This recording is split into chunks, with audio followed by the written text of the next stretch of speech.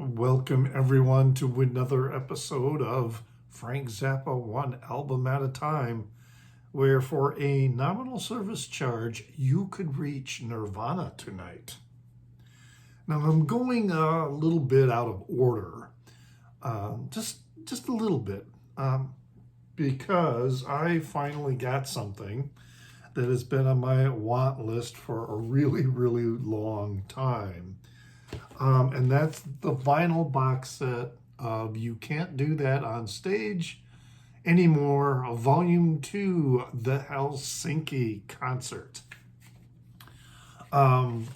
This is, it's sort of, well, it's uncommon. I'm not sure if I could say it's rare, but of the You Can't Do That on Stage Anymore releases, only Volume 1, the sampler, and Volume 2 got vinyl releases.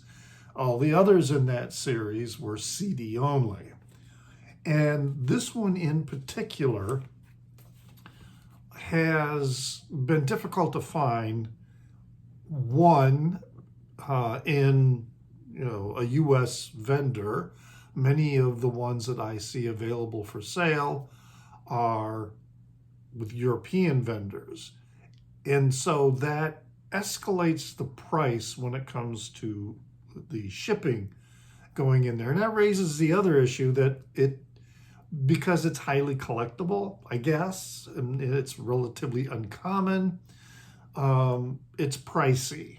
And so I've pretty much resigned myself that I'm not ever going to find a copy for less than $100, but I feel like I can get, I felt like I could get closer to that and then hope that I could find one from a domestic vendor. And that's what happened. I saw one, the price was within my comfort zone.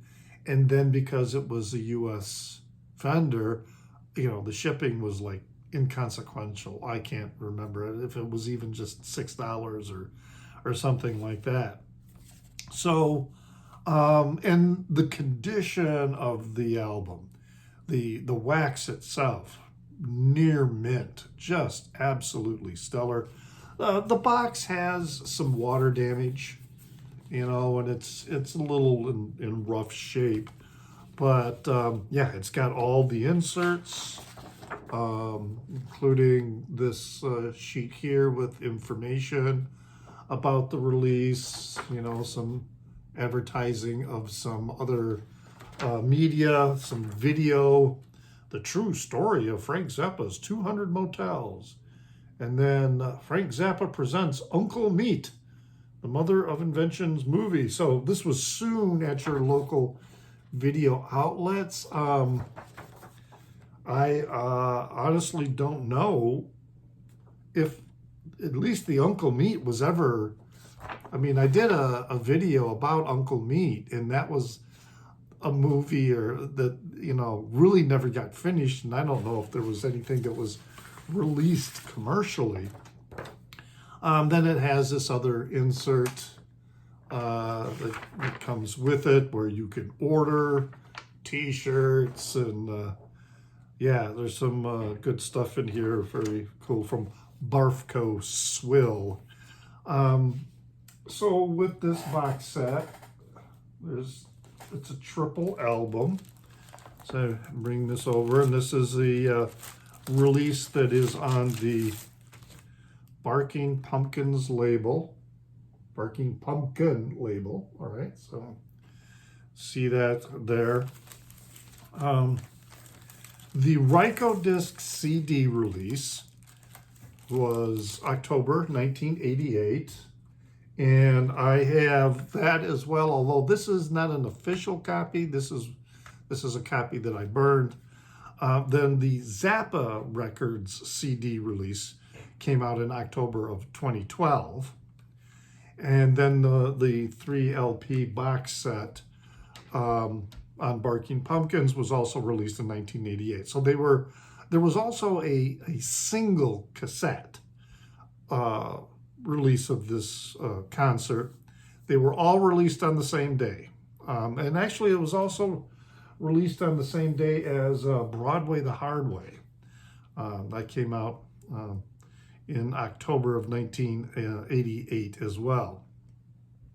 So now the LP box set originally was scheduled for release with the title The Helsinki Tapes, which is kind of, which is the subtitle that it's the Helsinki concert, not the tapes. But it was going to be called the Helsinki Tapes, and the only way you were going to be able to get it was by mail order. And a fan sent Frank some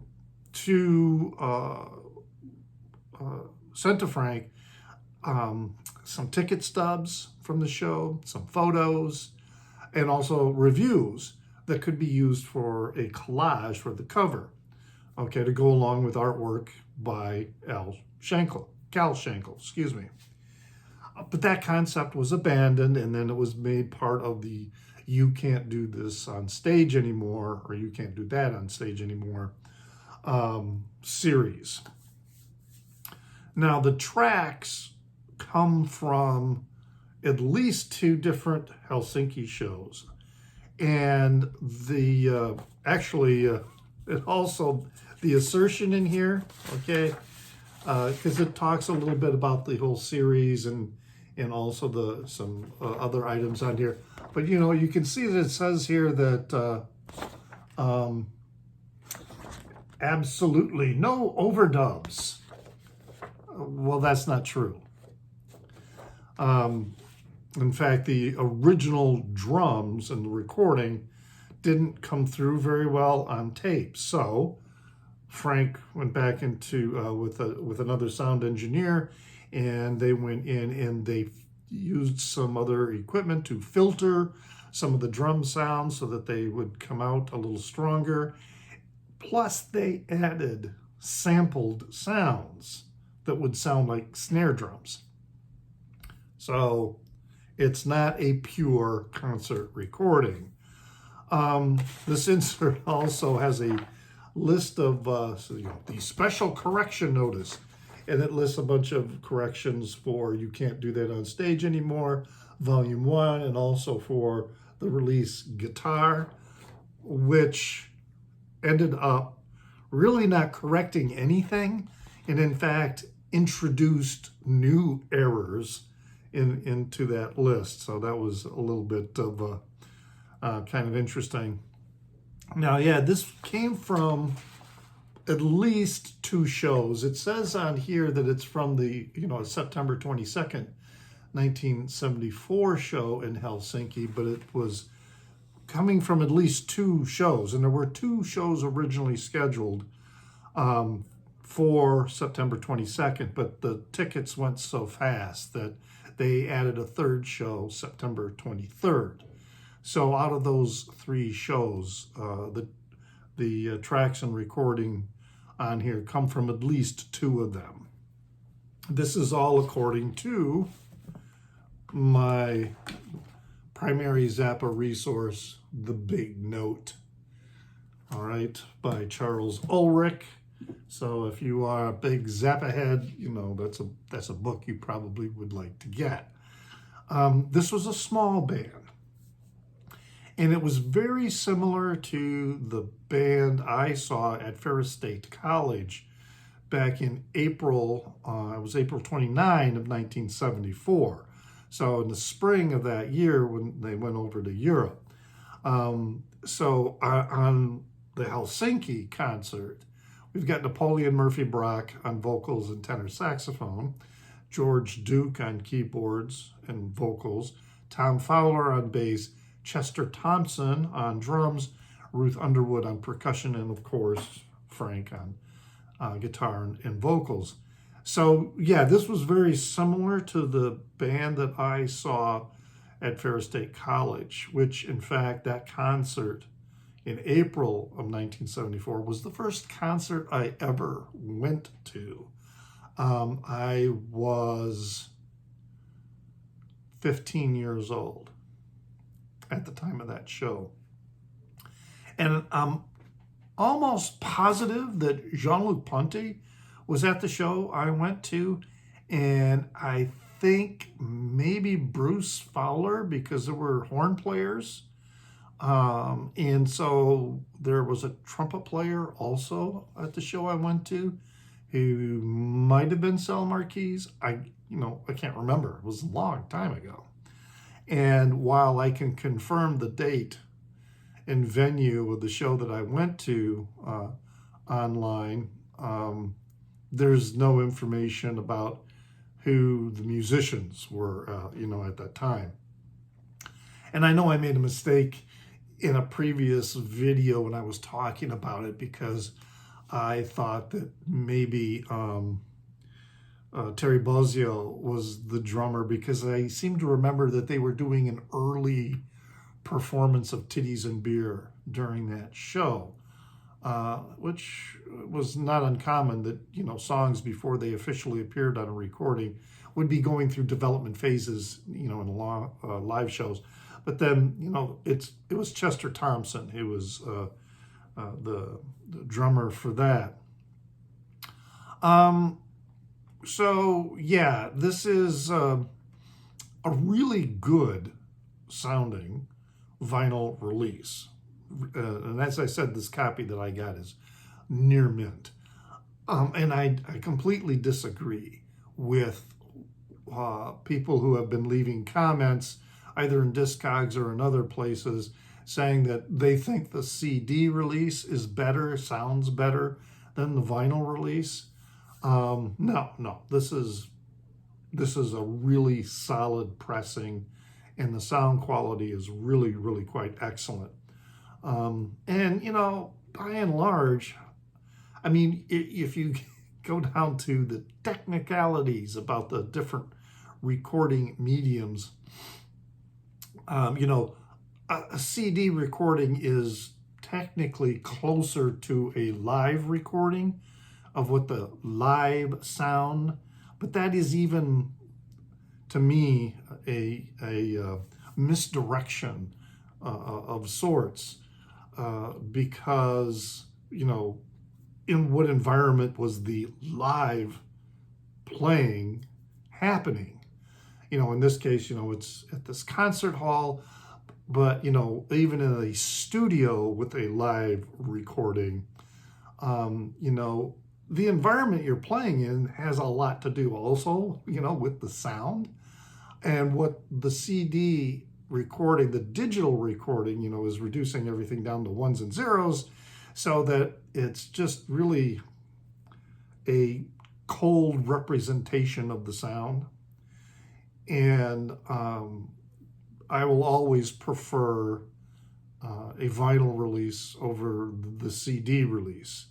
Although, yeah, there are some really shitty vinyl releases, in which case I will take the CD release. This is especially true with music that was released in the 90s.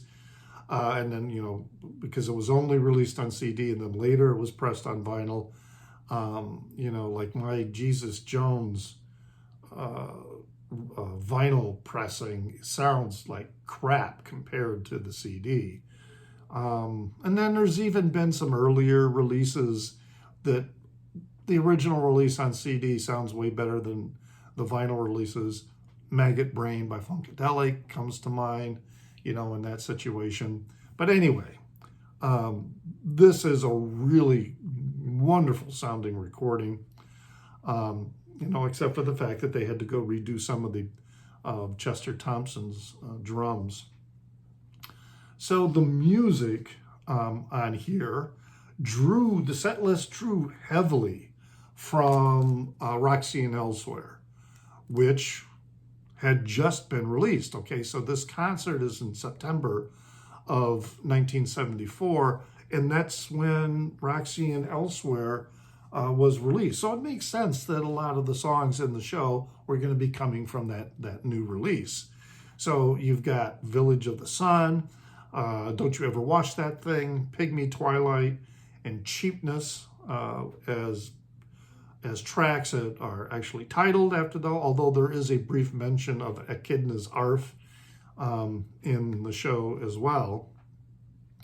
And yeah, side one has, well, it opens with the tush, tush, tush, which eventually developed into the song A Token of My Extreme, which showed up on Joe's Garage. But the other two tracks on side one are both have very strong guitar solos. There's Stinkfoot, and then there's also Inca Roads. And of course, the Inca Roads guitar solo from the Helsinki concert was a portion of it was used for the guitar solo on the album release of One Size Fits All. That came out in 1975.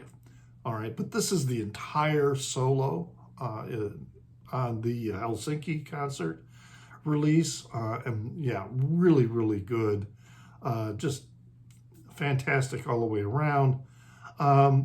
Frank also mentions during Inca Roads, I think it is, mentions Susie Quattro by name because she was performing also in Helsinki at the same time that Zappa and his band was there. Then we've got Redunzel is the opening track on side two. And that wasn't officially released until 1978 on Studio Tan. So again, you see how this is why Frank, to a very large degree, hated bootleggers, because many songs they would go through development phases during concerts until it reached a quality or point of existence that he then released it on an album. And so he really hated the fact that bootleggers would be recording these earlier versions of later songs, and releasing them. So yeah, he was among some musicians that just absolutely despised bootleggers. Then another interesting thing is the cool thing is the song Montana. That's got a great solo in it. That's on side 6, next to the last song.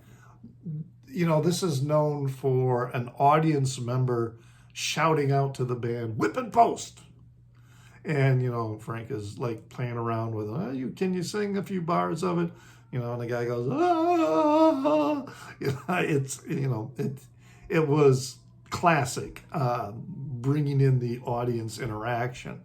And so when they play the song, this prompts Frank to ad-lib, some of the lyrics and make references to whipping people, and tying them up and other, because I think Frank had a particular fondness for bondage. Penguin in bondage. I think that was something that he was into. Anyway, then he does eventually, Frank and the band, or a band, come back, and they play in Helsinki again in April of 1988, and then they play a cover of the Allman Brothers band, and then also, but that had been part of their touring repertoire for a while already, because you do get on the album Them or Us, you get a cover of Whipping Post, and this was released in 1981. So, but they did go back in 1988, and specifically to Helsinki, so that they could play it, at that show. And incidentally, this is probably going to be my next installment in the series, because as I said, I kind of deviated from the order of releases recently. Then there is this part also in the recording, the Helsinki show, that is about like room service, which is this ad lib shtick that they would do at, all the shows. It was a little different each time. And what's interesting about this one, it's at the end of Pygmy Twilight. This incorporates the fact that Herb Cohen's wife, who is Herb Cohen is the band's manager. While going through customs, it was discovered that she was smuggling hotel towels. And so you get a little bit of that worked into this particular ad-libbed routine. Another interesting thing, I didn't necessarily learn about this when I'm doing this particular video episode, but the song Dupree's Paradise Part 1, which appears on the Perfect Stranger. For a long time, I had not realized that that was a reference to a dive bar in Watts. It was called Dupree's Paradise Lounge. So, and then they closed the show with Big Swifty, a very short performance of that. There's a couple unreleased. At least at the time they were unreleased. I don't know if they've ever been released. One is called Settima, a Finnish tango. Tamershi Deween, which is listed as unreleased, but seems to me that it's on something else. Help me out with that in the Down Under. Approximate was something that eventually was released elsewhere, but Approximate at that time was an unreleased track, and I think that's it. So yeah, this was a smaller band, very tight band. In fact, reading some of the comments that Frank has made about the band, saying that they knew the material so well that they could play, sometimes they would play it at ridiculous tempos because they were so comfortable with the material and they could play it. In fact, you can kind of hear that at the beginning of Montana, where he starts off with a really, really, really fast, and he's going, "Good God, this is inexcusable," and then they slow it down. Great show, and I am so glad that I now have it in my collection on vinyl. This has been one on my list for a long time. Yeah, it is one of the pricier albums that I've acquired, but certainly by no means the most expensive purchase I've made. I hope you enjoyed that. As typical, I don't often do needle drops for the Frank Zappa reviews, but yeah, leave a comment in the Down Under. I enjoy getting them. Remember, you can find me on Instagram also as NewsDude76. It's NEWZDUDE76. I have a Facebook page called Calvin Wazoo where I post these videos as well as other videos and other music-related content.